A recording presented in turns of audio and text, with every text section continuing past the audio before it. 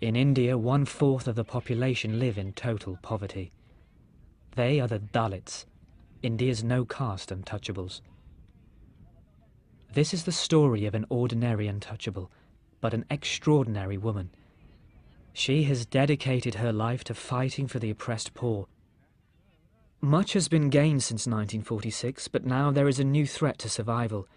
United, they're fighting back, and building miles of mud walls to protect their land from the pollution and devastation created by the multinationals and the World Bank. Krishna Mal is an 82-year-old disciple of Gandhi. She has been proclaimed India's Joan of Arc by the Women's World Summit Organization in 1999 and crowned by her own government Lotus of India.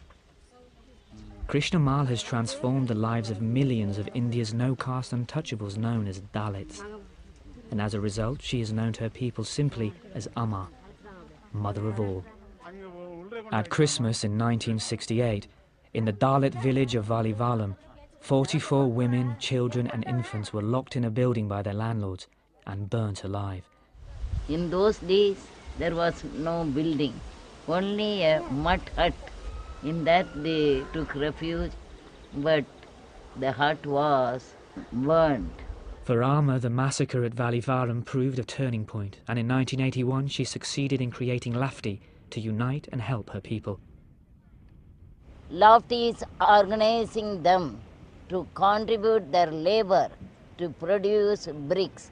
After producing bricks, Lafti workers will go from rich people to the government, get funds and build the house. Living in a decent house is the most important thing to live a happy, healthy life.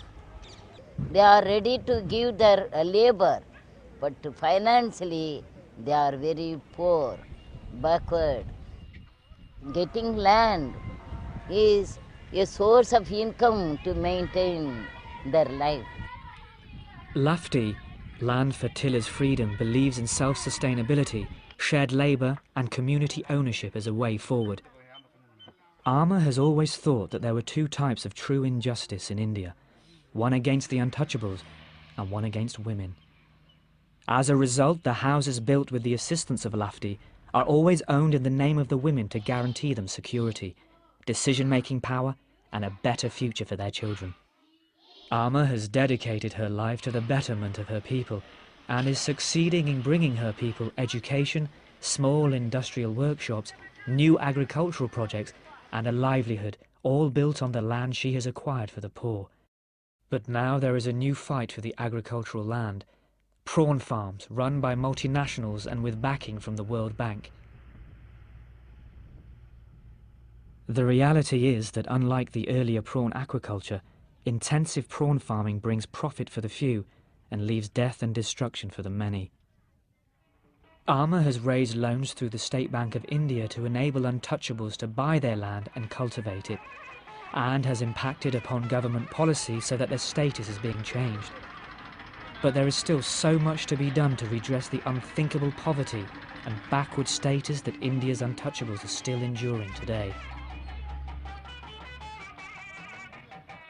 Amma is her people's heroine. And even in the middle of the struggle against multinationals, she dreams of building 10,000 new homes for the poor. But can Amma really weave Gandhi's traditional non-violent methods and overturn the powerful forces of globalization and the World Bank?